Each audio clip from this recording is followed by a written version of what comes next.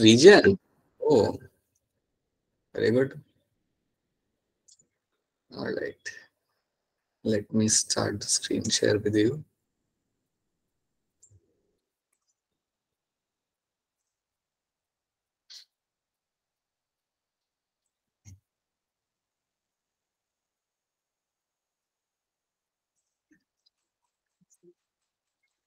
हमने पिछले क्लास के साथ डिस्कस किया, इसलिए we have all the markings on this.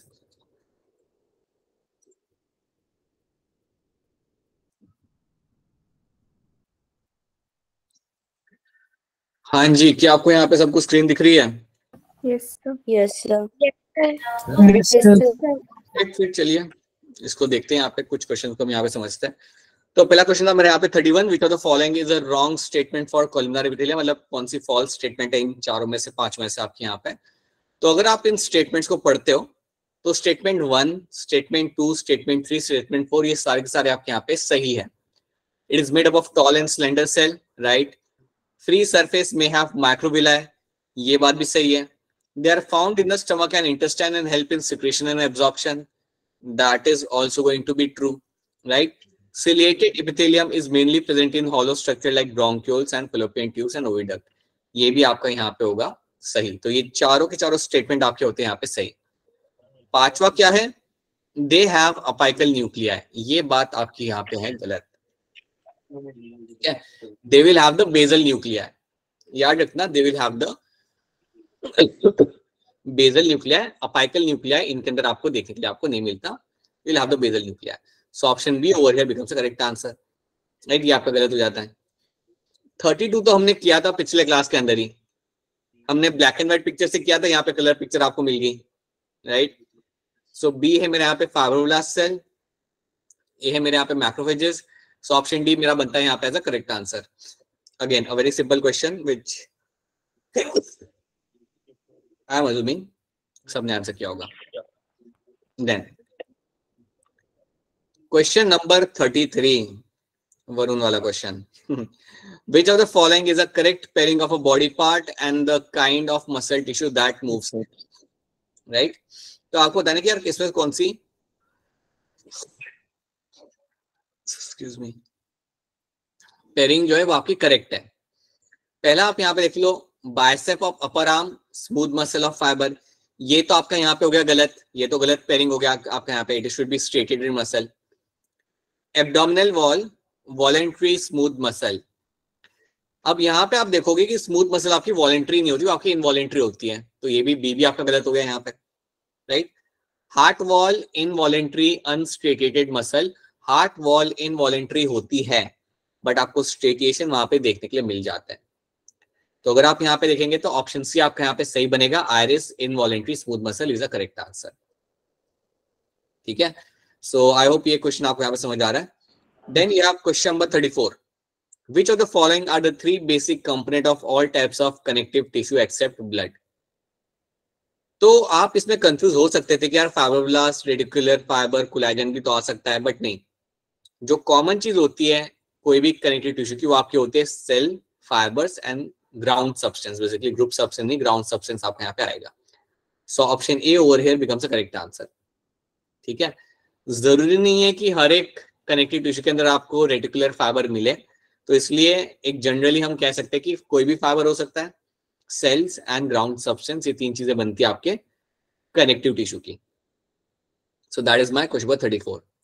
35 का आपने क्या आंसर किया है? 35 का option D. Option D. I hope किया होगा सबने ऑप्शन डी, क्योंकि टेंडन एंड लिगामेंट आपके कनेक्टिव टिश्यू का पार्ट है और बाकी ऑप्शन तो बिल्कुल ही अलग है इसके अंदर। तो टेंडन लिगामेंट आपके कनेक्टिव टिश्यू का पार्ट है, सो ऑब्वियसली आपका ऑप्शन डी यहाँ पे आता है करेक्ट आंसर, ठीक है। Then you have question number 36, periplaneta americana is nocturnal omnivorous household pest, ये बात आपके यहाँ पे सही है। This is your true statement. It is because it act as a scavenger, इसके लिए ये स्कैवेंजर की तरह बिहेव करता है, नहीं, ये बात इसकी सही नहीं, ये बात आपके यहाँ पे सही नहीं है, इसलिए हम नहीं कहते कि it works as a scavenger. So that is why A is true and R is false. A सही है, बट रीजन कि यार इसके वजह से it behaves like a scavenger, नहीं, that is not the right reason. So that is going to be, R is going to be false over here. Then you have 37. बहुत ही simple question था. पूछा गया है कि आप कैसे डिफरेंशिएट करते हो एपिथेलियल टिश्यू को दूसरे टिश्यू से. तो आप जानते हो कि आंसर यहाँ पे होगा बेसमेंट मेम्ब्रेन. ये भी हम लोग देख चुके हैं क्लास के अंदर. उसके वजह से ही आप डिफरेंशिएट कर पाते हैं एपिथेलियल टिश्यू को दूसरे टिश्यू के साथ. देन आप मुझे बताओ nerve cell do not divide because of what. Option 38 का क्या आंसर होगा? Sir B. बी. सेंट्रोसोम्स. अगर सेंट्रोसोम्स की जगह अगर सेंट्रियोल भी होता तब भी आप उसे एज अ करेक्ट आंसर ले लेते हैं. ठीक है, even then you could have taken as a correct answer. तो 38 का सही आंसर आपका यहाँ हो जाता है आपका ऑप्शन बी. 39 भी बड़ा ही सिंपल सा क्वेश्चन था. General function of your gland क्या होता है? सो जब भी जनरल फंक्शन ऑफ ग्लैंड की यहाँ पे बात करें तो याद रखना it produces and secretes specialised compound to control and maintain the different body function. So basically ये आपका एक कंपाउंड सिक्रेट करते हैं, राइट, जो आपके बॉडी के फंक्शन को रेगुलेट करता है. So option C would have been a very like obvious answer. ठीक है, 40 का आंसर आप तभी कर सकते हो जब आपने किया होगा आपका एनसाइड को आपने पढ़ के आओगे, एनसाइड को देख के आओगे सही से, तभी आप कर सकते हो. और एल्स आप नहीं बता सकते कि क्या लेबियम है क्या लैब्रम है, वैसे आप नहीं बता सकते इसके अंदर. सो अगर आपने पिक्चर को देखा था, मैंने आपको बोला भी था कि सारे डायग्राम्स देख के आना एग्जाम के अंदर. तो अगर किसी ने देखा था then in that case you can know that option D becomes the correct answer in this. Right, कितने लोगों ने ये सही किया है? How many of you have got this right? Alright, है काफी लोग हैं, कुछ लोग हैं जिन्होंने करेक्ट किया. ठीक है, वेरी गुड. यहाँ पे देखते हैं क्वेश्चन नंबर 41 वाला क्वेश्चन मेरा यहाँ पे क्या कह रहा है. तो पहला स्टेटमेंट आप यहाँ पे देखो, blood cells secrete fibres of structural protein called collagen and elastin. क्या ये स्टेटमेंट मेरा यहाँ पे सही है? क्या ब्लड सेल ऐसा कुछ सिक्रेट करते हैं? No sir. नहीं करते. Blood cell RBC WBC is not something which is going to secrete something like collagen elastin जैसी चीजें ये लोग सिक्रेट नहीं करते हैं. ठीक है, that's one thing. Second thing याद रखना, अब ये हो गया मेरा पहला स्टेटमेंट, ये मेरा है गलत यहाँ पे. Second statement, neuroglial sales protect and support nephron, क्या ये सही है या गलत है? गलत. एक बच्चे ने बोला गलत है, बाकी लोग क्या कह रहे हैं? सही है गलत है? गलत है सर. गलत है सर. बिल्कुल गलत है. ये नेफ्रॉन लिखा हुआ है यहाँ पे, न्यूरॉन्स होना चाहिए. It has to be neurons. यहाँ पे नेफ्रॉन लिखा हुआ है इन लोगों ने, नेफ्रॉन को कह रहे कि वो लोग प्रोटेक्ट कर रहे हैं. So that is going to be a wrong statement. Right, so पहली दो मेरी होगी यहाँ पे रॉन्ग. अब आप देखो कि पहली दो मेरी यहाँ पे रॉन्ग कौन सी है, वो आपको यहाँ पे मिल जाता है डी के अंदर. आपको आगे देखने की भी जरूरत नहीं, आपको पता चल गया first two are wrong statement. 1, 2 and 5 को आप चेक कर लो. बाइसेप्स आर इनवॉलंटरी, ये गलत हो गया आपका यहाँ पे, that's going to be wrong statement. तो yes, option D becomes the correct answer. Right, I hope आप लोगों ने ये सही किया होगा ये वाला क्वेश्चन, बिकॉज बहुत कॉम्प्लेक्स था नहीं, बड़ा ही स्ट्रेट फॉरवर्ड सिंपल का क्वेश्चन उन्होंने यहाँ पे पूछा था, that's why. Then you have 42. 1 and 2 पहले बोला है कि यार 1 and 2 बताओ कि क्या है और A and B क्या है. ये तो हम लोग पिक्चर, यही पिक्चर हमने यूज की थी जब हम पढ़ रहे थे. 1 is going to be your cartilage, 2 is going to be your bone. और ये आपके NCERT में भी है. The same picture you have in the NCERT. 1 is going to be cartilage, 2 is going to be bone. अब A और B यहाँ पे क्या है? तो B is my chondrocytes और A जो है मेरा यहाँ पे कोलेजन फाइबर. सो ऑप्शन ए मेरा बनता है यहाँ पे करेक्ट आंसर. पिक्चर वाले क्वेश्चंस तो आप गलत कर ही नहीं सकते. ये तो लाइक सामने आपके सामने आंसर देके रखा होता है लोगों ने, आपको लाइक ढूंढना होता है, वैसा होता ही है. That is something I hope कि आप नहीं कराओ. अगर आपको याद हो तो ये भी हमने डिस्कस किया था. What are the external changes are visible after the last molt of the cockroach name. Cockroach के आखिरी डेवलपमेंट स्टेज के बाद क्या देखने के लिए आपको मिलता है? क्या सबको याद है? हमने डिस्कस किया था क्लास के अंदर. Yes sir. तो जो आखिरी चीज जो आपको यहाँ पे मिलती है कॉकरोच के अंदर इमर्ज होती हुई, that is your wings. 4 wings and hind wings आपको यहाँ पे मिलते हैं आपके कॉकरोच के अंदर निकलते हुए. ठीक है, देन 44 को मैं डिस्कस नहीं करा बिकॉज 44 आपका out of the box question था. I will like let this question go because आपको एपोक्राइन होलोक्राइन क्या होता है आपको मालूम नहीं है. So I can let that question को, you can leave that question. I am also hoping कि किसी ने बिना जाने ये क्वेश्चन को ट्राई नहीं किया था, राइट? किसी ने अगर ट्राई किया था बिना जाने उनका सही आ भी गया तब भी that's not a good thing I would say. So अगर आइडिया नहीं है then you let that question go because you don't know what is apocrine and holocrine, then let that question go. ठीक है. 45 भी बड़ा ही सिंपल सा question था. Match the following. Vermicomposting के साथ क्या आएगा? What will match with vermicomposting? Cockroach के साथ क्या आएगा? Malpighian tubule. ठीक है, मार्फिजियन ट्यूब्यूल्स आप यहाँ पे आ जाएगा. राइट. तो अगर ये चीज अगर आपकी यहाँ पे हो रही है, if you can see this thing. अब नेफ्रिडिया को लेके समझो लेके आप यहाँ पे श्योर नहीं. Let's say with nephridia you are not sure कि यार यहाँ पे मेरा क्या किसका यहाँ पे आ सकता है. हाँ बेटा बोलिए. अपूर्वा बोलिए. आपका माइक ऑन है बेटा. अपूर्वा मेरा नहीं है.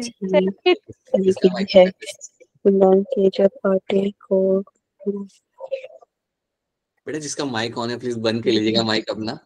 ठीक है, we can hear you actually. Right. Alright. So that is something you will find happening over here. तो अगर उस हिसाब से अगर आप यहाँ पे देखने लगते हो, if you just happen to see the question in that way, right. So A के साथ आपका अर्थों आता है, बी के साथ आपका यहाँ पे एंट्रोनेफ्रिक. राइट. इंटीग्रेटरी मतलब एक्टोनेफ्रिक. मतलब ये कह रहे एक्टोनेफ्रिक मतलब कि आप अपना वेस्ट बॉडी सरफेस पे आप रिलीज कर रहे हो. फेरेंजियल नेफ्रिडिया का वेस्ट आप डाल रहे हो आपके इंटेस्टाइन के अंदर. So that is what enteronephric and ectonephric means. Right. Cockroach के साथ आप लगा दो आपका मार्फिजियन ट्यूब्यूल्स एंड एम्फ्लेक्स के साथ आप यहाँ पे लगा दो अपना यहाँ पे as a frog. So you will find like आपको 2-3 चीजें अगर आपको मालूम है यहाँ पे, then you can come with the answer over here. You can directly jump with the answer. That's my option A. अच्छा, ये वाला क्वेश्चन किसी ने सही किया है क्या? 46. If a live earthworm is pricked with the needle on the outer surface without damaging its gut, the fluid comes out is your coelomic fluid. Coelomic fluid अगर आप prick करते हो ना earthworm को और उसमें से जो fluid बाहर निकल के आता है वो आपका coelomic fluid होता है. मैं एक और चीज यहाँ पे ऐड करूंगा. coelomic fluid की मदद से वो काफी अपनी मूवमेंट शो कर पाता है. So coelomic fluid हेल्प करता है earthworm को लोकोमोशन के लिए. So you can say that. So that's why option A becomes the correct answer. Then आपके सामने ये 3 टर्म्स हैं. Given below are some characteristics of the muscular tissue. Cylindrical, elongated, multinucleated, show striation. ये जो 3 चीजें आपके सामने लिखी हुई है, this 3 things belong to which kind of skeletal muscle? It belongs to, मैंने आंसर ही बोल दिया, it belongs to skeletal muscle. ये तीनों चीजें. राइट. अब आपको ढूंढना है कि इनमें से कौन सा है मेरा यहाँ पे स्केलेटल मसल. तो आपका यहाँ पे आंसर आ जाएगा नेक एंड बैक. आपका नेक एंड बैक जो आपका होता है, that is the correct answer. B, C and D is not going to be a correct answer over here.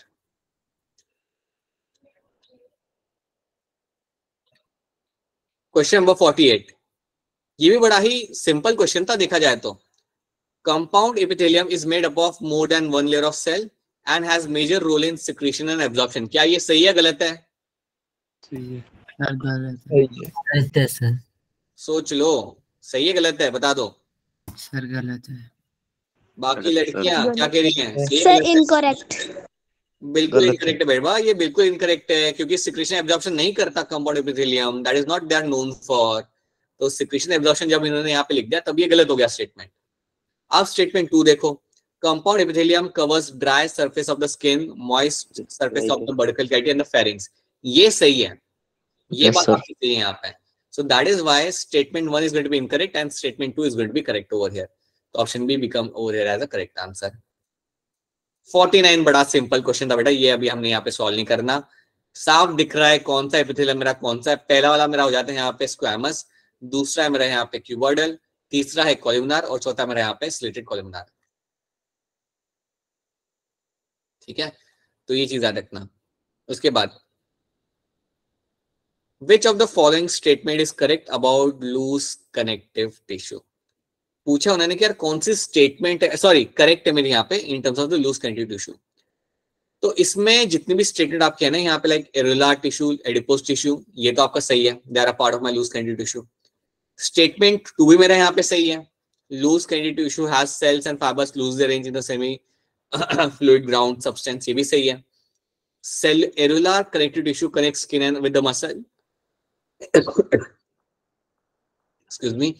Often areolar connective tissue serves as a support for framework of epithelium. ये सारी statement आपकी यहाँ पे है सही, इसलिए A becomes a correct answer, right. अच्छा 51 भी काफी अच्छा क्वेश्चन था, काफी अच्छे से फ्रेम किया था, ये भी आप कर सकते थे। Tick the odd one in each of the series and select the correct option. अब आप मुझे बताओ, एरेला टिश्यू, ब्लड, न्यूरॉन और टेंडन के अंदर न्यूरॉन आपका ऑड है, तो ये ऑड क्यों है बताइए? न्यूरॉन आपका यहाँ पे ऑड क्यों आएगा? ये कनेक्टिव टिश्यू नहीं है, ये neural. Very good Apoorva, yes, neuron आपके यहाँ पे कनेक्टिव टिश्यू आपका यहाँ पे नहीं है, इट इज माय बिल्कुल सेपरेट नर्वस टिश्यू है मेरा यहाँ पे, सो दैट इज व्हाई ये मेरा यहाँ पे आ जाता है selected, right. Then second is my salivary gland, gastric gland, tear gland and thyroid gland. अब इसमें आप बताइए कि थायराइड ग्लैंड मैंने यहाँ पे मार्क किया हुआ है, तो आपको पता चल जाएगा कि आपका ऑड है। मुझे ये बताइए ये ऑड क्यों है अदर देन अपूर्वा? बताइए, कौन बताएगा मुझे? किशोर आप बताना चाहेंगे क्यों मेरा थायराइड ग्लैंड यहाँ पे ऑड है? दूसरे ग्लैंड एपिथेलियम में। अरे ये तो वरुण की आवाज है। हाँ किशोर बताइए, थायराइड ग्लैंड ऑड क्यों है? नहीं मालूम? ठीक है, आप नहीं तो फिर अंजू आप ट्राई करिए, थायराइड ग्लैंड ऑड क्यों होगा यहाँ पे?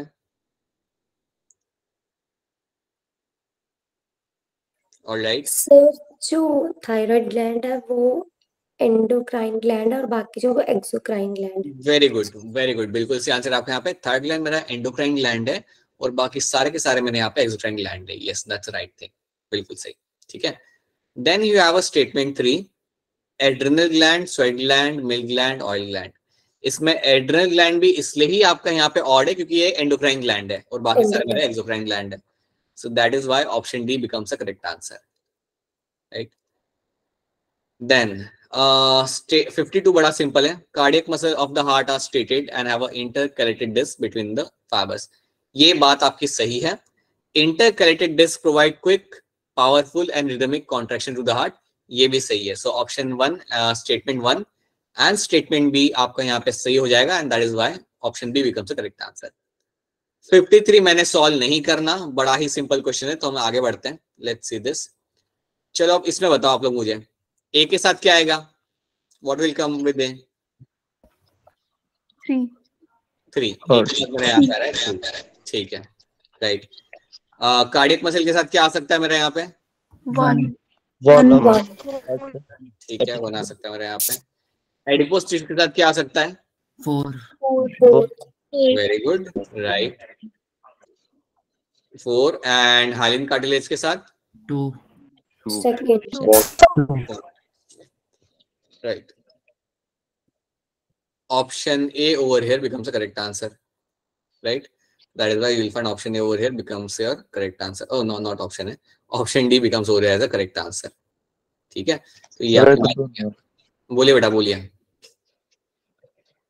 बोलिए वरुण, बताइए। सर नहीं, किशोर। अच्छा किशोर, हाँ जी किशोर बोलना चाहते हैं कुछ? No sir.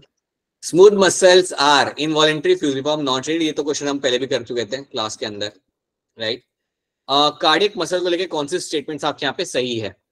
ठीक है, अब यहाँ पे पता है क्या हो सकता है, ये डेस्मोसोम्स वाले जो टर्म है, डेस्मोसोम्स, एडेरेन जंक्शन, गैप जंक्शन को लेके, इनको लेके आप शायद इतने श्योर ना हो। ओके, यू माइट, बिकॉज इतना हमने एडेरेन जंक्शन में कौन से प्रोटीन आते हैं उनको हमने कभी नहीं पढ़ा था, ठीक है। बट मैं बताना चाहूंगा कि चारों की चारों स्टेटमेंट आपके यहाँ पे सही है। All the statement over here are will be correct statements over here in terms of the cardiac muscle. हाँ जी बेटा बताइए, क्या क्वेश्चन है आपका? बोलिए बेटा, बोलिए क्या क्वेश्चन है, बताइए। हाँ जी वरुण बताइए, क्या क्वेश्चन है आपका? अश्वानी है। अश्वानी बोलिए। हाँ जी अश्वानी, हम आपको सुन पा रहे हैं, बताइए। आई थिंक वो गलती से उसका हो गया शायद से। ऑलराइट, ठीक है। कितना ऐसे लाइक अपलिफ्ट करना पड़ता है तुम लोगों को क्वेश्चन पूछने के लिए। ओके, ठीक है। So all the statements are true actually, right. So अगर आप यहाँ पे लेके कंफ्यूज हो गए होंगे तो शायद आपने, आई एम थिंकिंग शायद आपने ऑप्शन डी किया होगा, बट नहीं, that's a true thing. Intercalated disc में आपको डेस्मोसोम्स मिल जाते हैं एंड गैप जंक्शन भी आपको यहाँ पे मिलेगा। So yes.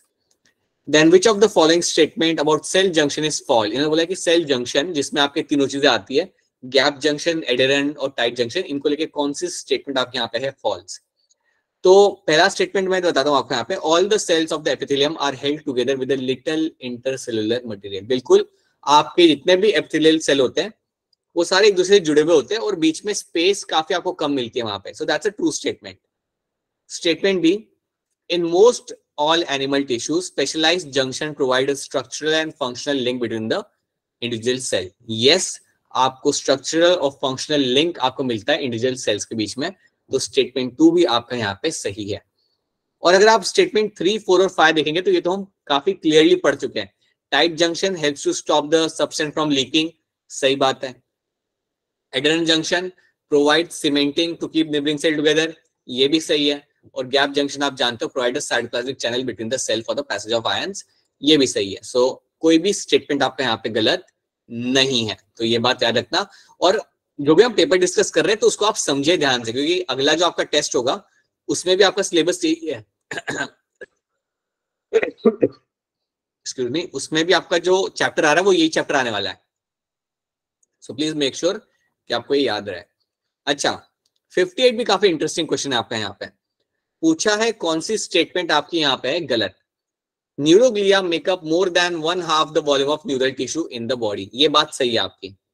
Neuroglia makeup more than 1/2 of the volume of the neural tissue, ये बात आपके यहाँ पे सही है, उनका नंबर काफी ज्यादा होता है। Neuroglia protects and supports neurons, ये बात भी आपकी सही है। स्टेटमेंट 2 भी आपके यहाँ पे सही है।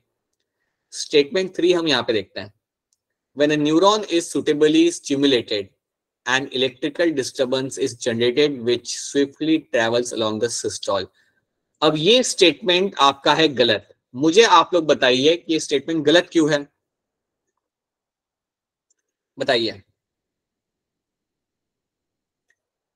क्यों ये स्टेटमेंट आपका यहाँ पे है गलत। सर न्यूरॉन्स इलेक्ट्रिकल डिस्ट्रीब्यूट नहीं करते।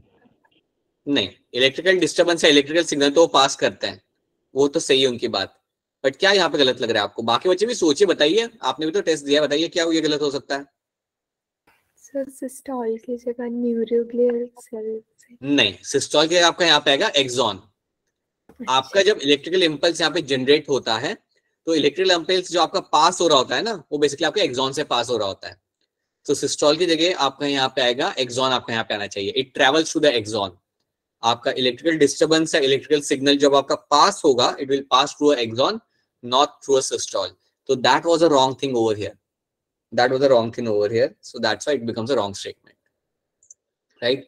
सो आप देख रहे हो कि अब 3 ऑप्शन कहाँ पे आ रहा है, बी में आ रहा है और सी में आ रहा है।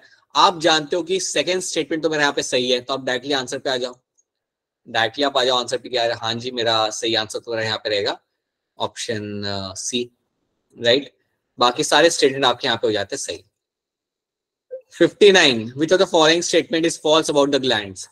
Endocrine glands secrete a variety of enzyme only, ये बात आपकी गलत है।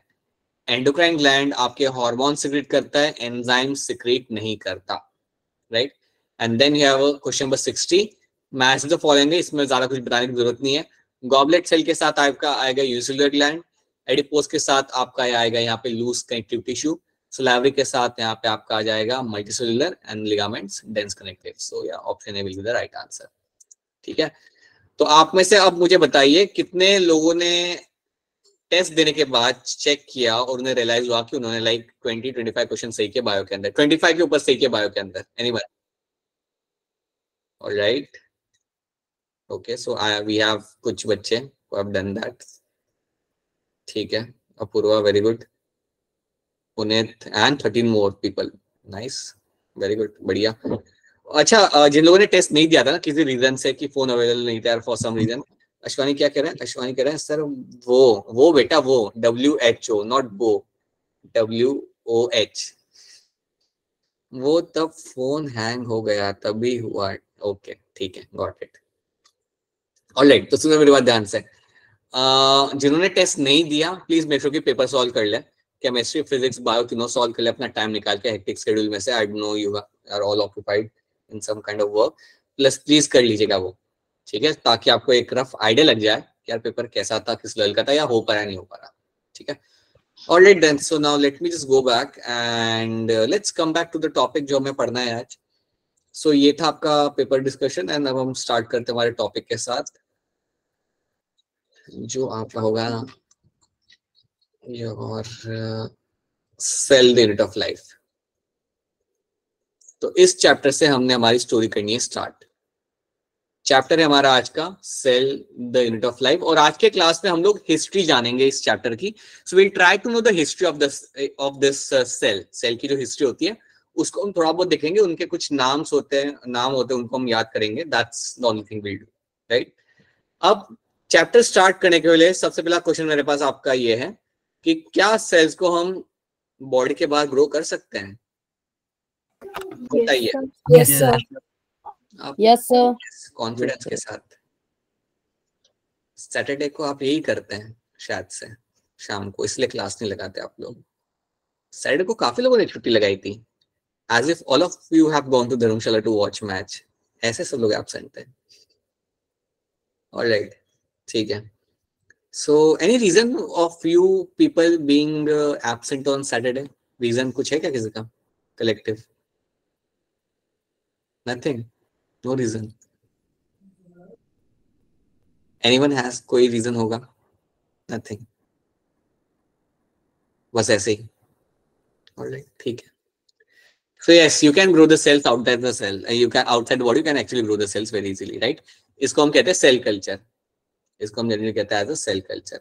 तो सेल कल्चर में आप बेसिकली क्या करते हो? आप एक अच्छा सा मीडियम प्रोवाइड करते हो सेल्स को, राइट? आप कुछ सेल्स को निकालते हो, उनको मीडियम प्रोवाइड करते हो। मीडियम मतलब जो भी उनको ग्रोथ के लिए चाहिए होता है, which can be a hormone, which can be some nutrients, and then the cell will start growing over there. अब ये करने का फायदा ये होता है, if I give you the example over here, कि फॉर एग्जाम्पल आप कैंसर स्टडी करना चाहते हो, राइट? समझो आप में से कोई है, लेट्स से अपूर्वा को एक सर्टेन काइंड ऑफ कैंसर को स्टडी करना है, राइट? तो वो क्या करेगी? वो कैंसर की सेल लाइंस मंगवा लेगी। यू कैन एक्चुअली डिमांड और you can actually like book online your cancer की सेल लाइंस। तो जब वो कैंसर की सेल लाइंस मंगवा रही है तो उसे बेसिकली क्या मिल रहा है कि उससे कैंसर के सेल्स उसे डिलीवर कर दिए जाएंगे, ठीक है? और जब वो डिलीवर कर जाएंगे तो उन्हें बेसिकली स्टडी कर सकती है कि कैंसर के सेल कैसे ग्रो करते हैं, कितना टाइम लगता है ग्रो करने में, क्या अगर मैं उनके अंदर डालूंगी तो वो ग्रो करना बंद कर देंगे, जनरली कितने टाइम के बाद वो लोग ग्रो करना नेचुरली बंद कर देते हैं। सो ऐसे जितने भी क्वेश्चंस हो गए वो आप समझ पाते हो by growing the cells outside the body. So it's a very important thing, right? First of all you have to know it is very much possible, और ये बहुत ज्यादा किया जाता है। अब तो इतना advancement in the field of biotech and in the field of your medicine कि ये करना, you just find this happening in all the labs, right? और इनके वजह से आप अपना रिसर्च कर पाते हो, इसकी वजह से आप समझ पा रहे हो कि आपका सेल कैसे ग्रो करता है और क्या चीजें है जिसकी वजह से वो ग्रो नहीं कर पाएगा, या क्या चीजें हैं जिसकी वजह से सेल के अंदर चेंजेस आ जाते हैं उसके बिहेवियर के अंदर। So all you can see in the cell culture, right? Now अगर हम सेल की बात करें तो आप लोग अगर कभी किसी सेल को ऑब्जर्व करते हो तो सेल को आप किसके अंदर ऑब्जर्व करते हो? माइक्रोस्कोप। स्कूल का microscope, which is going to be your compound microscope, right? I hope आप सबने इस्तेमाल किया होगा, और अगर नहीं किया तो आई एम होपिंग दैट कि ये साल आप लोग इस्तेमाल करेंगे, ठीक है? सो कंपाउंड माइक्रोस्कोप की मदद से आप अपने सेल्स को ऑब्जर्व करते हो। अगर आपने कंपाउंड माइक्रोस्कोप अगर आपने यूज किया है ना, तो उसमें होता है दो, like you have this lens over there, you have a 10x आपका होगा जिसको आप कॉमनली यूज करते हो, and then you will also have your 45x। शायद किसी के स्कूल में हो सकता है कि 3 हो वहां पे, and you might also 100x। Varun क्या कर रहा है? वरुण क्या कर रहा है? बताइए वरुण, बोलिए। 15x? वरुण कुछ और होगा, वो माइक्रोस्कोप नहीं होगा। It must be something else. Check again. You might be observing something else. Generally, Varun, it starts with a 10x, 45x and 100x. ये आपका एक जनरल पैटर्न है जो आपको मिलता है कंपाउंड माइक्रोस्कोप के अंदर, ठीक है? देन ये dissecting microscope as well, but वो अलग चीज हो जाती है, उसको हम इग्नोर करेंगे, ओके? अब इसमें है क्या ना, what you get to see over here, कि आपके पास ये जो माइक्रोस्कोप है आपके स्कूल में जो है, उसके थ्रू आप सेल्स को ऑब्जर्व कर सकते हो। आप सेल के अंदर जो न्यूक्लियस होता है उसे भी आप ऑब्जर्व कर सकते हो। लेकिन आप एक बात समझिए कि आज से लगभग 150 इयर्स बैक ये सब पॉसिबल नहीं था। लगभग 150 साल पहले व्हाट यू गेट टू सी कि आपके पास माइक्रोस्कोप थे, लेकिन इतने एडवांस नहीं थे जितने आज के हैं। ये तो चलो आपके स्कूल का हो गया, इसके अलावा भी you have a confocal microscope, बड़े बड़े अलग अलग टाइप्स के होते हैं, you have a electron microscope, right. इसके अंदर आप और ज्यादा अच्छे से देख पाते हो चीजों को। लेकिन याद रखना पहले के टाइम पे ये सब पॉसिबल नहीं था।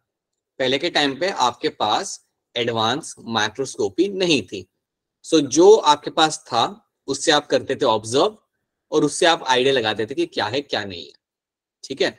तो अगर हम सेल की हिस्ट्री को अगर हम थोड़ा सा जाने, अगर हम उसे थोड़ा सा यहाँ पे जाने, थोड़ा सा अगर इसकी हिस्ट्री को अगर हम यहाँ पे समझे, तो यहाँ पे एक नाम आता है, that is my Robert Hooke.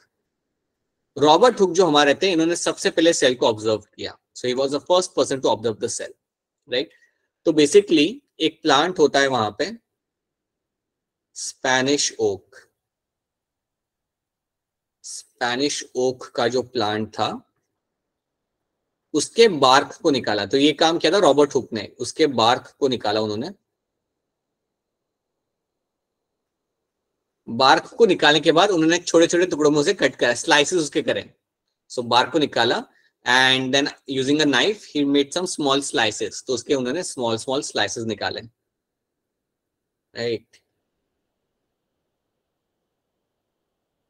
उसके स्मॉल स्मॉल स्लाइसेस निकाले and then he observe them under the microscope, और फिर उन्हें ऑब्जर्व किया माइक्रोस्कोप के नीचे। तो बेसिकली अगर देखा जाए तो पता है जब उन्होंने ये ऑब्जर्व किया, so then he put them under the microscope, right, then he observe them. और जब उन्होंने ऑब्जर्व किया तो उन्हें दिखे कुछ हनीकॉम्ब शेप स्ट्रक्चर, उन्हें दिखे कुछ हनीकॉम्ब शेप्ड स्ट्रक्चर। तो ये चीजें उन्हें वहां पे दिखी, कुछ ऐसे स्ट्रक्चर उन्हें वहां पे देखने के लिए मिले। तो एक्चुअली में जो रॉबर्ट हुक है वो सबसे पहले जिन्होंने सेल ऑब्जर्व किया था वो एक्चुअली ऑब्जर्व कर रहे थे आपके कॉर्क सेल को। याद रखना, रॉबर्ट हुक जिन सेल्स को ऑब्जर्व कर रहे थे उन सेल्स को हम बोलते हैं यहाँ पे एज अ कॉर्क सेल। ये बात आप जानते हो कि कॉर्क क्या होता है, that is nothing but a bark of a tree. तो कॉर्क सेल को वो यहाँ पे कर रहे थे ऑब्जर्व, और उन्होंने देखा कि यार इनका तो हनीकॉम्ब टाइप का शेप है यहाँ पे, राइट। उसके बाद उन्होंने बोला कि यार ये सारे तो मेरे हैं कंपार्टमेंट, ये सारे के सारे मेरे यहाँ पे खाली के खाली कंपार्टमेंट, और उन्होंने उसे नाम दिया यहाँ पे as a cellulae. It gave a term as a cellulae. अब ये टर्म को हम लोग मॉडिफाई कर चुके हैं, और इस टर्म को हमने मॉडिफाई करके हमने कर दिया है सेल। सो हमने इसको शॉर्ट कर दिया and now we call it as a cell over here. Repeat करना सर, यही बताइए बताइए वरुण, बताइए क्या कहना चाहते हैं आप? रिपीट करना सर, यही वाला पार्ट। हाँ, तो इसमें क्या है ना कि आपके जो कॉर्क सेल, इन्होंने जो सेल्स ऑब्जर्व किए वैसे कॉर्क सेल ऑब्जर्व किया, राइट, क्योंकि आप जानते हो बार्क में जो सेल मिलेंगे कॉर्क सेल मिलेंगे। तो उन्होंने जो ऑब्जर्व किया तो उन्होंने देखा यहाँ पे कि वो मेरे हनीकॉम्ब शेप वाला स्ट्रक्चर था वो, राइट। और उन्हें देखा कि यार ये जो मेरे कंपार्टमेंट ये बिल्कुल खाली कंपार्टमेंट है, और इसलिए इन्होंने इन्हें नाम दिया सेल्यूले। कंपार्टमेंट को नाम दिया इन्होंने सेल्यूले, जिसको हमने मॉडिफाई कर दिया। आज की डेट में हमने इस टर्म को मॉडिफाई कर दिया, we call them as a cell. तो हमने बोला कि हम ये बड़ा नाम यूज नहीं करेंगे, हम यूज करेंगे छोटा नाम, that is going to be the cell, right. अब जब आपके रॉबर्ट हुक ने ये ऑब्जर्व किया, इन सेल्स को ऑब्जर्व किया, तो याद रखना जब वो ऑब्जर्व करे थे कॉर्क सेल को, आप एक बात आप जानते हो, cork cell are my dead cells. Cork cells are my dead cells. So dead cells को ऑब्जर्व कर रहे थे और काफी खुश थे वो ये सब करके, ठीक है। Now what was happening over here ना, रॉबर्ट हुक ने जब ये सब किया, ही रोट अ बुक। उन्होंने ये सब करने के बाद उन्होंने एक बुक लिखी and that was my Micrographia. तो ये बात आपको याद रखनी है कि रॉबर्ट हुक ने एक बुक लिखी थी after observing the cell for the very first time, he wrote a book and that book was called as my micrographia. क्या आप में से कोई मुझे ऐसे बताना चाहेगा, ऐसे ओपन एंडेड क्वेश्चन है ये, कि क्या लिखा होगा उन्होंने इस बुक के अंदर? What do you think? Cell के बारे में, माइक्रोस्कोप के बारे में, माइक्रोस्कोप और सेल्स। अच्छा अच्छा, सुनो मेरी बात, चलो चलो अभिषेक आप बताओ, सेल के बारे में उसने लिखा, क्या लिखा होगा उसने सेल के बारे में? उसकी शेप, तो ठीक उसकी है, शेप कैसी चलो एक है, बताया तुमने, डिस्कवरी ऑफ सेल लिखी कि कैसे इसको डिस्कवर किया गया। ठीक है, उसने ये लिखा कि अच्छा इसको उसने कैसे डिस्कवर किया। ओके वेरी गुड, ये अच्छा था। Okay, anything else? और कोई इसमें ऐड करना चाहेगा और कुछ? कि सेल एक हनीकॉम्ब स्ट्रक्चर की तरह थी, ठीक एम्प्टी। है, उसने से लिखा होगा राइट, वो भी उसने मेंशन किया होगा कि मुझे जो दिख रहा है वो एक हनीकॉम्ब स्ट्रक्चर जैसा है। सर उसने सेलोसिस को छोटा करके सेल बनाया, बताओ छोटा वरुण, करके। अरे वरुण क्लियरली बोलो, क्लियरली बताओ वापस से क्या कह रहे हो। सर उसने लेक को सर छोटा करके सर सेल नेम दिया। उसने नहीं दिया, वो हमने किया। उसने वो उसने सेलुलर ही बोला था, वो तो हमने वो बाद में किया उसे सेल। ठीक है, तो ये तो उसने माइक्रोग्राफर में लिखा नहीं होगा, वो ये तो नहीं लिखेगा कि नहीं सेलुलर नाम है बट फ्यूचर में लोग इसे सेल करेंगे, ऐसे तो मेंशन करेगा। ठीक है, so he will talk about the cell, he will talk about कि उसने डिस्कवर कैसे किया, जैसे आपने बोला मुझे यहाँ पे। Then he will talk about कि यार उसका हनीकॉम्ब का स्ट्रक्चर है वहां पे। He will also talk about कि प्रोसीजर क्या था, ये सब देखने का उसका प्रोसीजर क्या था, कि उसने कट किया बार्क को, स्लाइसेस क्या उन्हें ऑब्जर्व किया माइक्रोस्कोप के नीचे, right. So yes, he will mention all the details, और ये सारी मेंशन करके उसने लिखा था आपके माइक्रोग्राफिया बुक के अंदर। तो अगर आपसे कोई पूछा कि सबसे पहले सेल किसने ऑब्जर्व किया था, तो आपका आंसर होगा Robert Hooke. Robert Hooke was a person who actually observe the first time the cell he observe. लेकिन ये भी याद रखना कि इन्होंने जो ऑब्जर्व किया था सेल, वो आपका यहाँ पे था dead cell. So that cell was my dead cell. So dead cell को इन्होंने यहाँ पे किया था ऑब्जर्व, तो ये चीज आपको रखनी है। So it's a small story, but याद रखना है story about the Robert Hooke. ठीक है, then you have a लीवनहॉक। लीवनहॉक जो आपका यहाँ पे इंडिविजुअल था, so this person जिसकी फोटो यहाँ पे हमने लगा के रखी हुई है, so लीवनहॉक जो यहाँ पे आपके इंडिविजुअल थे यहाँ पे, इन्होंने सबसे पहले ऑब्जर्व किया लाइफ सेल को। so सबसे पहले अगर लाइफ सेल को किसी ने ऑब्जर्व किया है तो लीवनहॉक ने किया है, right. So he observed live cells, right? तो उन्होंने डेड सेल को देखा था, इन्होंने सबसे पहले लाइव सेल को देखा था। अगर क्वेश्चन आता है कि लाइव सेल को सबसे पहले किसने ऑब्जर्व किया था, देन यू विल से लीवनहॉक ने ऑब्जर्व किया था। अब इन्होंने एक ही टाइप का सेल ऑब्जर्व नहीं किया, इन्होंने काफी चीजें इन्होंने ऑब्जर्व की थी। He observed something like he observed the RBC, he observed the bacteria, sorry protozoan को ऑब्जर्व किया। He also observed something like your spermatozoa, मतलब स्पर्म को। तो काफी चीजों को इन्होंने किया यहाँ पे ऑब्जर्व, लाइक ब्लड सेल देखे इन्होंने, स्पर्मेटोजोआ देखा, प्रोटोजोन देखे। So they are all my life cells. तो इन सबको ऑब्जर्व किया and that's what he is known for. इनकी स्टोरी में इतना ही है कि अगर आपसे कोई पूछा कि लाइफ सेल किसने ऑब्जर्व किया था, बताइए बेटा, बोलिए। सर कब किया discover? Somewhere in between the 1850s and 1860s के बीच में, right. Sorry before that, somewhere between the 1810 और 1815 के बीच में। Exact year I am not familiar with the exact year, I'll let you know tomorrow, but in that time span 1800s के अंदर he did that। ठीक है, so काफी पुरानी बात है ये। That's when the Leeuwenhoek did the discovery of the RBC, protozoan and spermatozoa over here, right। अब इसके बाद जो आपके थर्ड पर्सन थे यहाँ पे, that was रॉबर्ट ब्राउन। अब याद रखना कि जैसे जैसे हम लोग आगे बढ़ रहे हैं ना, आपका यहाँ पे you will have this advancement in microscopy। आपकी माइक्रोस्कोपी आपके यहाँ पे होगी एडवांस। सो आपके माइक्रोस्कोप आपको जो यहाँ पे अब मिलेंगे वो आपके धीरे धीरे आपके एडवांस होते जा रहे हैं। So Robert Brown was the first person to observe the nucleus. तो इन्होंने सबसे फर्स्ट टाइम न्यूक्लियस को ऑब्जर्व किया। फर्स्ट टाइम ही actually observe the nucleus.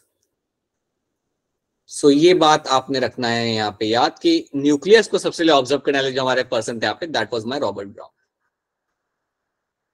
Right.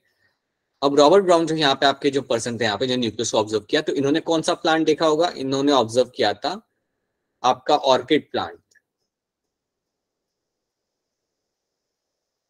Sir root. हाँ जी बेटा बताइए। अच्छा orchid plant, right, root, yes. So orchid plant के रूट्स, ऑर्किड प्लांट्स के रूट्स को इन्होंने निकाला और उनमें से फिर लाइक ऑर्किड प्लांट के रूट्स के सेल्स के अंदर उन्होंने न्यूक्लियस को पहले आपका ऑब्जर्व किया। So that was your Robert Brown का is known for. Robert Brown इसके लिए जाने जाते हैं कि सबसे पहले न्यूक्लियस ऑब्जर्व किया था इन्होंने। तो ये भी एक नाम आपको याद रखना है इन टर्म्स ऑफ इनकी डिस्कवरी या इनका काम क्या था। That is one thing you have to know. They have observe the orchid plant के रूट्स के अंदर सबसे पहले उन्होंने यहाँ पे आपका न्यूक्लियस को करा यहाँ पे observe. So this is one thing you have to know. अब इसके बाद जो आपके यहाँ पे दो नाम आएंगे वो काफी लाइक वेल नोन है, शेल्डन एंड श्वैन। अब शेल्डन एंड श्वैन जो आपके यहाँ पे इंडिविजुअल्स थे, दोनों अलग अलग थे, दोनों अलग अलग अपना काम कर रहे थे। So Schleiden was basically a botanist,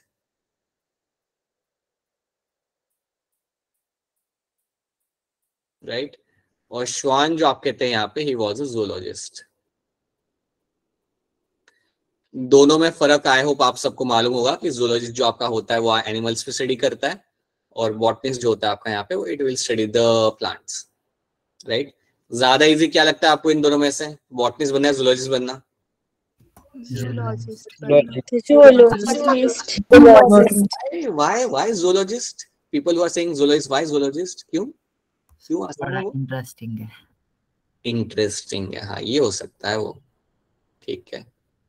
and जो लोग कह रहे बॉटनिस्ट बनना ज्यादा आसान है, वो क्यों कह रहे कि बॉटनिस्ट बनना आसान है? अपूर्वा कह रही थी ना शायद से, क्यों?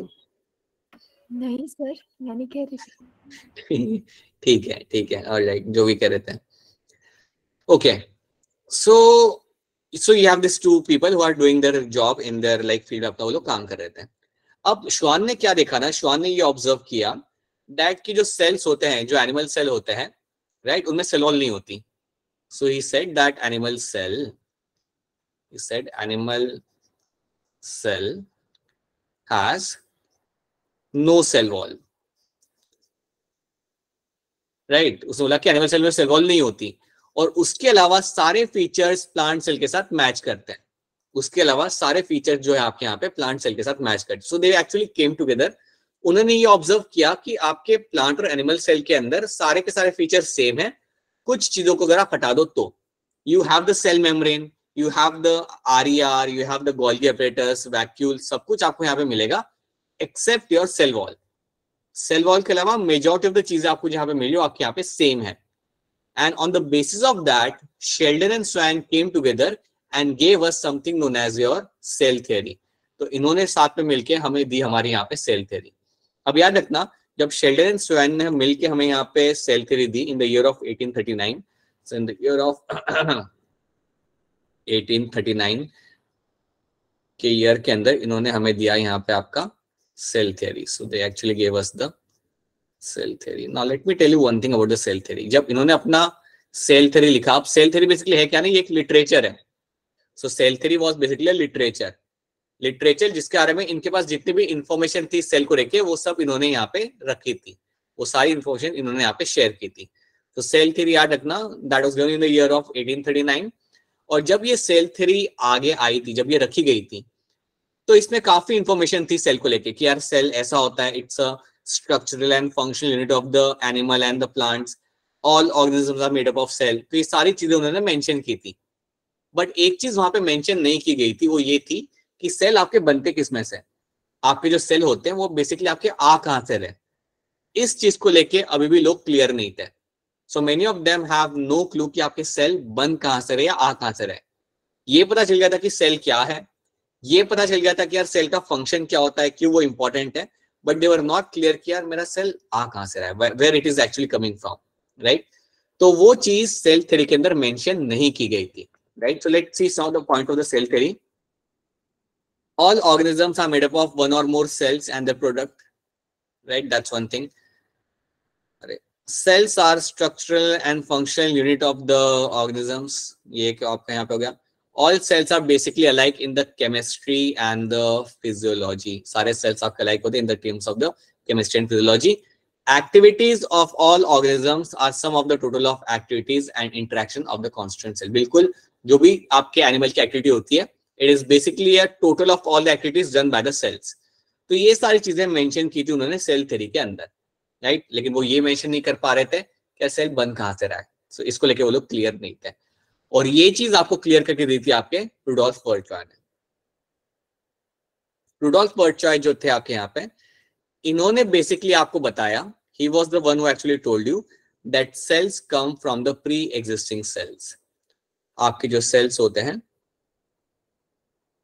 दे कम फ्रॉम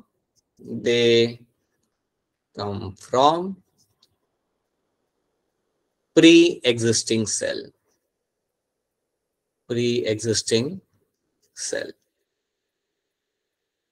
राइट। अब जब मैं कह रहा हूं कि they come from a pre existing cell, right, so basically इसका मतलब यहाँ पे ये होता है कि एक सेल में से दूसरा सेल बन के निकल जाए। ये इन्होंने प्रूव किया था कि समझो आपके पास एक सेल अगर आप रखोगे अपने पास तो 2 दिन के बाद आपको एक और सेल वहां पे मिल जाएगा, right. So one new cell come from the pre-existing cell, ये बोला था आपके रुडोल्फ बर्जमैन ने। और इसके लिए उन्होंने यहाँ पे एक स्टेटमेंट दिया था, that was my omnis cellula e सेल्यूला।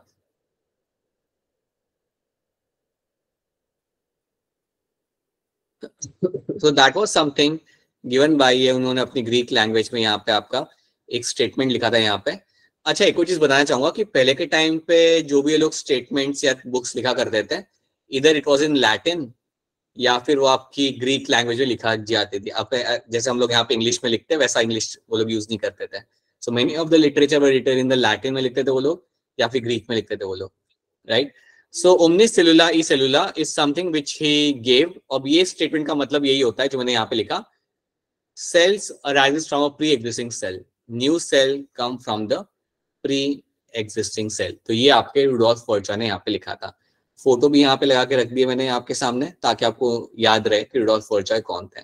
So these are the things you have to remember over here. कल की क्लास में will pick up the pictures over there and will ask you which of this person is whom. So that is something you have to know. इतनी story या इतनी history आपको याद रखनी है। डेट्स को लेके मैं ज्यादा एम्फसाइज नहीं कर रहा because you don't get question based on the dates, right. सिर्फ सेल थ्योरी की डेट को मैंने यहाँ पे मेंशन किया हुआ है because that is relevant, but बाकी डेट्स किसने कब देखा था it is not going to be relevant for you, right. जिस तरीके से ट्रेंड चेंज हुआ है आपके पेपर का उस हिसाब से देखा जाए तो आपको कभी भी डेट के ऊपर बेस्ड क्वेश्चन आपके नए बन के नहीं आएंगे। But yes, you can have a question based on कि इन लोगों ने क्या किया था और क्यों किया था, रादर क्या किया था, इसके ऊपर आपके क्वेश्चन यहाँ पे आपके आ सकते हैं। जैसे अगर मैं आपसे पूछूं तो इसका आंसर क्या होगा, ये 2019 का क्वेश्चन है, बड़ा option B. Option B. Option B. ठीक है। सो देखो ये 4 मार्क कितने आसानी से वो आपको दे रहे हैं, right. So these are the kind of questions they can ask you. इसलिए you have to know all those people name and their story. इसका आंसर बता दो आप लोग मुझे, क्वेश्चन नंबर 7 का answer. Option B. Option B. ठीक है। So these are the kind of questions they are going to ask you. चलिए आगे बढ़ते हैं। Now let's try to see size and shape of the cell. अब size and shape of the cell की अगर हम लोग बात करें तो आपको सेल्स के अलग अलग शेप और साइज मिलते हैं बॉडी के अंदर। आप आरबीसी जानते हो, दे आर बाइकॉन्केव इन शेप, आपको मिल जाते हैं। WBC आर अमॉर्बिडल शेप, अमॉर्बिडल मतलब उनका कोई एक पर्टिकुलर शेप नहीं होता, ऐसा हर एक WBC के साथ नहीं होता बट कुछ के साथ ऐसा ही होता है। कॉलमनार एपिथेलियम हम लोग ये पढ़ चुके हैं, पूरा 4-5 दिन बैठ के से हम पढ़ चुके हैं। नर्व सेल, न्यूरॉन्स हम लोग जानते हैं। Tracheids are the cells which are dead cell actually, but ये भी मेरे सेल्स हैं। And mesophyll cell. मुझे बताइए मेसोफिल सेल मुझे कहाँ देखने के लिए मिलता है? प्लांट्स। लीफ के अंदर। प्लांट आप नहीं बोलेंगे, आप बोलेंगे लीफ। प्लांट नहीं, लीफ बोलेंगे आप, प्लांट में तो रूट भी है, स्टेम भी है, लीफ भी है, राइट। सो लीफ के अंदर आपको मिलेगा देखने के लिए आप यहाँ पे आपके मेसोफिल सेल आपको काफी क्लियरली इजीली अच्छे से आपको देखने के लिए वहां पे आपको मिल जाता है। तो ये चीज आपको रखनी है यहाँ पे याद। Now let's see few statements over here. Cells differ in great size, shape and activity. बिल्कुल, उनका शेप साइज तो अलग होता है, उनकी एक्टिविटी भी वहां पे आपकी रहती है अलग। माइकोप्लाज्म हमने ये पढ़ा था चैप्टर 2 में। Mycoplasma it's a smallest cell, right. 0.3 micrometre के अंदर आपका इसका यहाँ पे लेंथ आ जाता है।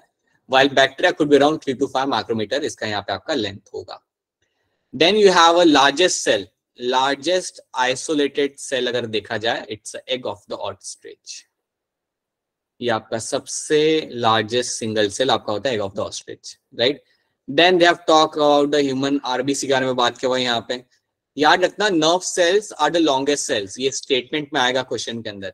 सो nerve cells are going to be your longest cells, right. Cells also vary greatly in the shape, they may be disc shape, polygonal, columnar, ये हम डिस्कस कर चुके हैं।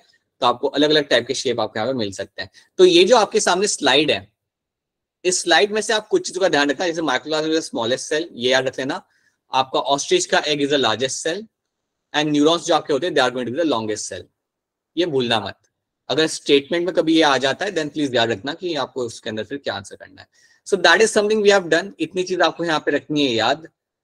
इसके बाद वाला कंपोनेंट जो आपका होगा यहाँ पे that will be about the bacteria. अब बैक्टीरिया की स्टोरी आप समझोगे मॉलिक्यूलर लेवल पे, बेसिकली क्या क्या होता है बैक्टीरिया के अंदर और जो होता है वो करता क्या है, right? So that is something now we have to start with in terms of the bacteria. So that is your bacteria, that is my prokaryotic cell. और आपने इसको पढ़ा था आपके चैप्टर 2 के अंदर, थोड़ा बहुत आपने पढ़ा था. अब जितना थोड़ा बहुत आपने पढ़ा था उस हिसाब से आप मुझे बताइए कि सेल वॉल किससे बनी हुई होती है बैक्टीरिया के अंदर?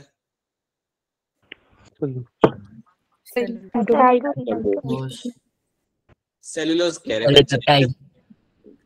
बोलो बेटा, बोलो अभिषेक, बोलो, बताइए.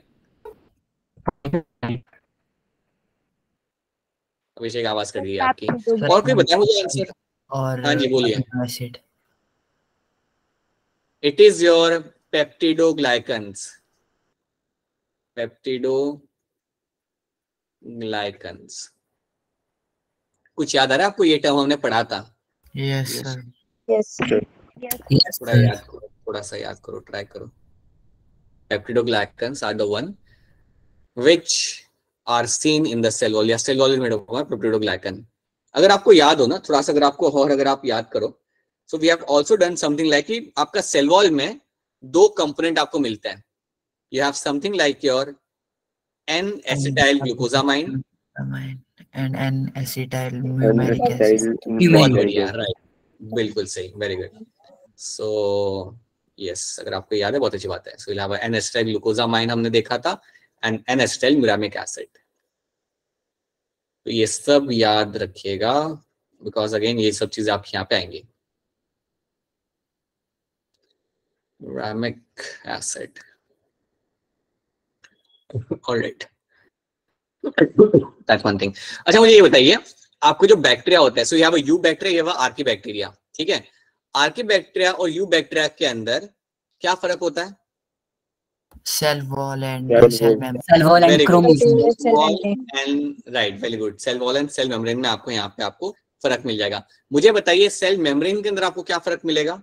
Cell membrane branched होती है. Membrane, phospholipids. Very good. बहुत बढ़िया. अरे क्या बात है. Yes, that's right answer. Cell membrane will be branched in my archibacteria. Archibacteria मेरे सेल यहाँ पे ब्रांच की, जो आपके यहाँ पे ब्रांच आपको यहाँ पे देखने के लिए आपको यहाँ पे नहीं मिलती. तो आप यहाँ पे देख सकते हो, you have number of organelles over here. अगर आप इनको देखोगे इस पिक्चर को ध्यान से, you can see a plenty of organelles in this. You have a food granule, you have a plasmid over here, flagella है, pili है, cytoplasm है, mesosomes है, ribosomes है, nucleoid है. We have seen this. And then you have a cell wall which we are aware about, and then you have a plasma membrane. तो अब हम लोग करेंगे क्या ना क्लास में, please make sure that you join the class on time. So हमें इन ऑर्गेनल्स के फंक्शन समझने, क्या करते हैं, इनका क्या रोल होता है. During the course of class आप इवन ये भी समझ पाओगे कि कैसे एंटीबायोटिक्स डिजाइन की जाती है, कैसे उनको यूज करके हम बैक्टीरिया को खत्म कर पाते हैं, right? And why it is important to understand all those things. क्यों जरूरी है बैक्टीरिया को इतना समझना, क्यों जरूरी है ये समझना कि उसमें कौन से ऑर्गेनल है, क्या फंक्शन कर रहे हैं, और like overall उनका रोल क्या होता है. So why it is all important to understand all those things, we'll see in the tomorrow's class. So please make sure you join the class on time, क्योंकि सेलुलॉजी chapter है ना, उसमें काफी ज्यादा कंटेंट होता है जो I would say interesting, right? Again, interesting term is subjective, right? Some people might find studying about ecology and evolution is interesting, right? तो subjective होता है, but yes, कुछ काफी चीजें जो आपके लिए नहीं होंगी. I can surely say that कि काफी चीजें इसमें आपको मिलेगी जो आपके लिए नहीं होंगी. So please make sure कि आप क्लास टाइम पर ज्वाइन करें. Make sure not to miss the class. वो तो किसी भी कंडीशन में नहीं करना होता. So yeah, do that and we'll start with this. ठीक है? तो आज की क्लास में हमने बस हमारा हिस्ट्री वाला पार्ट यहाँ पे देखा है, जो ज्यादा बहुत कॉम्प्लेक्स है नहीं, right? You have only 4 to 5 names which have to remembered. तो वो देख लेना एक बार एनसीईआरटी में से, एंड देन कल की क्लास से हम लोग स्टार्ट करेंगे हमारे यहाँ पे बैक्टीरिया की story, and we'll cover a large chunk of bacteria and its story in the tomorrow's class, right? अब आप लोग मुझे बताइए, अगर आपके पास कोई क्वेरी है या कंसर्न है, then you can just go ahead and let me know your query and concern before we wrap up the class. So before we wrap up the class, मुझे पहले ये बताइए, एक सेकेंड, someone has a